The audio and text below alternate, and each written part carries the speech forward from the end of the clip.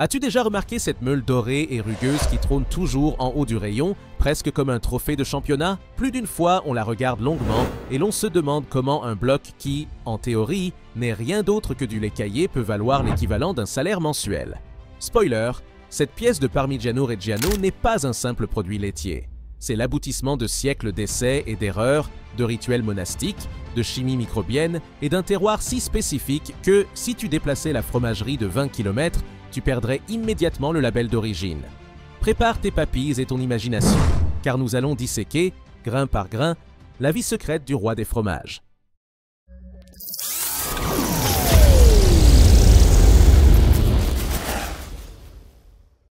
Tout commence dans les plaines argileuses d'Émilie-Romagne, une bande du nord de l'Italie traversée par le Pô et baignée par la brume matinale. Là fonctionnent environ 4000 fermes familiales. Nombre d'entre elles se transmettent de parents en enfants depuis 3, 4, voire 5 générations. Les vaches, principalement de race Holstein, mais aussi rouges de Reggio et brunes des Alpes, pâturent du foin, du trèfle, du maïs fourragé et de la luzerne cultivée à moins de 20 km de l'étable. Cette proximité extrême garantit que la ration reste fraîche et que la flore microbienne du sol voyage presque magiquement jusqu'au lait. Aucun aliment concentré importé. La diète est négociée avec le calendrier agricole et le climat, pas avec la bourse de Chicago. Cette traçabilité chirurgicale permet d'apposer la Denominazione di Origine Protetta, DOP, une sorte de carte d'identité gastronomique qui protège le parmesan des imitateurs du monde entier. 2 traites par jour rythment la vie de la ferme, l'une avant le lever du soleil et l'autre quand le ciel s'embrase de teinte rouge. La traite nocturne repose toute la nuit dans d'immenses cuves en acier inoxydable. Pendant ces heures, la crème, plus légère, flotte et forme un matelas blanc. Le matin, les fromagers récoltent cette crème à l'aide de louches de la taille de pelle de plage et l'envoient à la laiterie. Le reste du lait, écrémé naturellement par gravité, se mélange avec le lait fraîchement trait de l'aube. L'objectif est d'équilibrer la teneur en matière grasse, trop de lipides rendraient la meule molle et caoutchouteuse. Trop peu, et l'intérieur perdrait cette texture granuleuse qui fait croustiller les cristaux de tyrosine. Entrons maintenant dans la fromagerie. Les protagonistes sont d'immenses cuves en cuivre en forme de cloche inversée, capables d'accueillir 990 litres de ce mélange. Le cuivre n'est pas un choix anodin. Il répartit la chaleur avec une uniformité enviable et libère des ions qui déclenchent, pendant l'affinage, des arômes de noix et de beurre torréfiés. Le maître fromager, muni d'une jauge en acier digne de la boîte à outils d'un plombier, vérifie le niveau et allume un brûleur à vapeur. Lentement mais sûrement, le liquide monte à 34 à 35 degrés Celsius, la température corporelle idéale pour réveiller les bactéries lactiques. C'est à ce stade qu'a lieu un véritable acte d'alchimie. On ajoute du petit lait fermenté de la veille. Pense à une levure mère liquide, elle renferme des milliards de lactobacilles et de streptocoques qui acidifient le lait et lui confèrent son parfum caractéristique. Chaque fromagerie cultive son propre pool microbien, une confrérie de micro-organismes hérités des anciens et adaptés, au fil du temps, au climat, à l'altitude et même au bois des étagères. Ce détail est crucial. Aucun lot n'est identique à un autre car la vie microscopique varie d'un hangar voisin à l'autre. Lorsque le pH a suffisamment baissé, on ajoute la présure, un extrait enzymatique de l'estomac de veau qui fait coaguler la caséine, la principale protéine du lait. En moins de 10 minutes, le liquide se transforme en une immense gelée semi-transparente. C'est alors qu'intervient le spino, un batteur cylindrique constitué de tiges d'acier qui tournent comme l'hélice d'un hélicoptère. Il brise le caillé par mouvements réguliers jusqu'à ce que les morceaux atteignent la taille de grains de riz.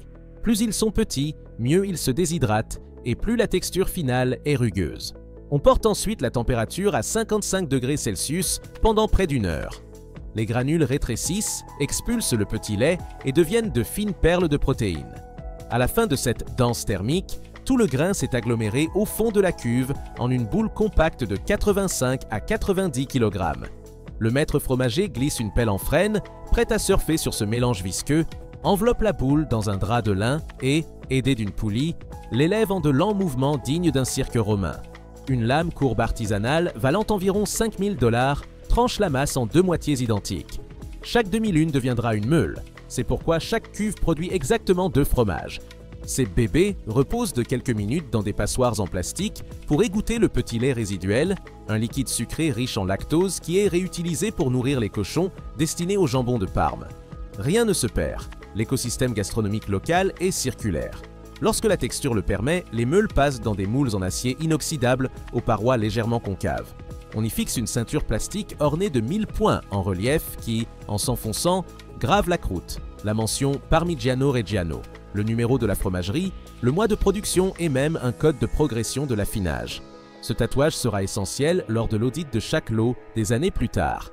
Après 48 heures, arrive le SPA salé, un bassin gigantesque d'eau saturée en chlorure de sodium où les meules flottent pendant 20 jours. Par osmose, le fromage absorbe le sel. Ce n'est pas un simple condiment, mais un régulateur biologique qui durcit la croûte, extrait l'humidité superflue et crée un environnement hostile aux champignons opportunistes. À leur sortie du bain, l'extérieur est ferme et l'intérieur, encore tendre, palpite de la vie des lactobacilles qui continueront de travailler pendant des années. Commence alors la phase la plus longue et pour certains, la plus poétique, l'affinage. Les meules sont disposées sur des étagères en sapin qui montent presque jusqu'au plafond des entrepôts. Le spectacle est hypnotique, des murs dorés tapissés de disques de 40 kg, numérotés comme des coffres au trésor. Dans un entrepôt de taille moyenne, 7000 meules peuvent coexister, soit près de 300 000 kg de fromage et plus de 20 millions d'euros de valeur marchande. Il n'est pas anodin que les producteurs les utilisent comme garantie bancaire, les banques les acceptent en collatéral car elles prennent de la valeur avec le temps. La température est maintenue à 18 degrés Celsius et l'humidité autour de 80%, paramètres contrôlés par des capteurs électroniques mais aussi par l'odorat du maître affineur. Littéralement, il sait si une ventilation est nécessaire ou s'il y a un excès d'humidité rien qu'en respirant. Pour éviter que la croûte ne se fissure ou que des moisissures toxiques n'apparaissent, 3 robots rotateurs, semblables à des Roomba industriels, se déplacent chaque semaine, 365 jours par an, sans congé ni augmentation de salaire. Ils enlacent chaque meule, la retournent, la brossent avec des poils naturels, puis la reposent sur son étagère. Au bout de 12 mois, survient la première dégustation sensorielle. Le maître déambule dans les allées avec un petit maillette en acier. Il frappe la meule à plusieurs endroits et écoute l'écho. Un toc, profond et homogène, signale un intérieur sans fissure. Un son étouffé trahit la présence de bulles ou de défauts. Si l'épreuve est réussie, on perce la meule d'un fin tire-bouchon. On sent et on goûte un minuscule échantillon.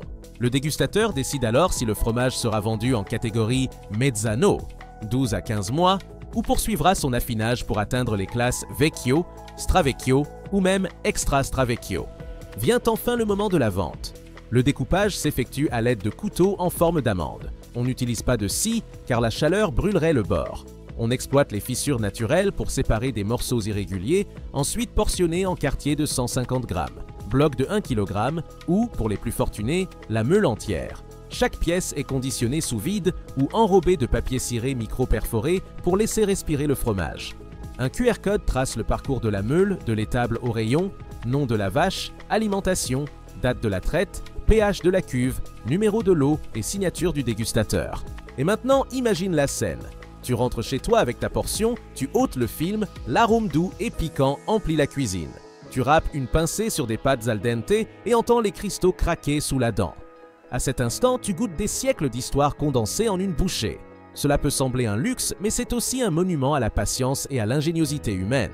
La prochaine fois que quelqu'un dira « ce n'est qu'un fromage cher », parle-lui de vaches heureuses, de bactéries récalcitrantes, de robots qui tournent les meules et de banques qui acceptent le fromage en garantie. Alors il comprendra que chaque tranche dorée vaut son poids en or, et même plus.